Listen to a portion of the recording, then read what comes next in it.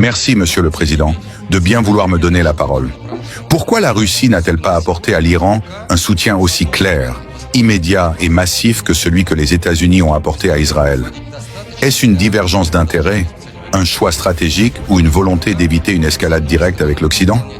Certains observateurs s'interrogent sur cette retenue, alors même que la Russie et l'Iran se présentent comme des partenaires stratégiques face à l'unilatéralisme occidental. Votre question est pertinente, et elle mérite une réponse claire.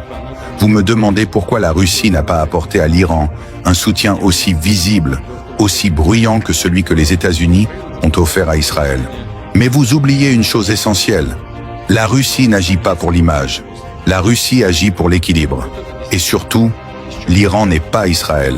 Israël est une puissance militaire, oui, mais une puissance qui dépend entièrement de l'aide américaine.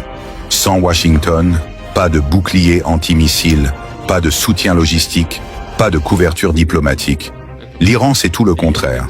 L'Iran est une puissance autonome, souveraine, avec une armée construite pour l'endurance et la riposte. Pendant 12 jours, le monde entier a vu la démonstration de cette force. Des missiles balistiques, hypersoniques, des drones, des frappes de précision. L'Iran n'a pas simplement encaissé, il a riposté avec puissance. Et cette riposte, elle s'est faite sans besoin de demander la permission à quiconque. Cela ne veut pas dire que la Russie est restée passive. Bien au contraire. Nous avons apporté notre soutien sur le plan diplomatique en bloquant les manœuvres hostiles à l'ONU. Sur le plan militaire, en partageant des systèmes de brouillage, du renseignement et en renforçant la défense iranienne par des moyens discrets. Tout cela sans apparaître sur le radar de ceux qui cherchent une guerre mondiale. Mais le moment décisif, c'est celui-ci.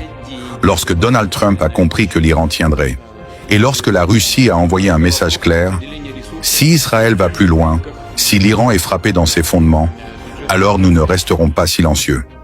Ce jour-là, ce n'est pas l'armée américaine qui a arrêté Netanyahou. C'est la peur d'une riposte russe. C'est l'équilibre imposé par Moscou. Et ce fut suffisant pour que Washington impose, en urgence, un cessez-le-feu.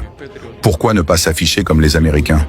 Parce que nous ne faisons pas de la politique spectacle. Nous ne cherchons pas à impressionner les médias.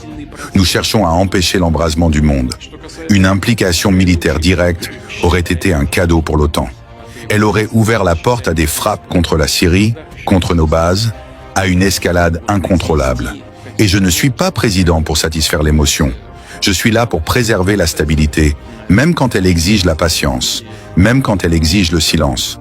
Ce que nous construisons avec l'Iran, avec la Chine, avec d'autres puissances souveraines, ce n'est pas une alliance d'opportunités. C'est un ordre mondial nouveau, multipolaire, résilient. Un monde où aucune nation n'a le droit d'écraser les autres sans conséquence. Alors oui, vous n'avez pas vu nos soldats. Mais vous avez vu les résultats.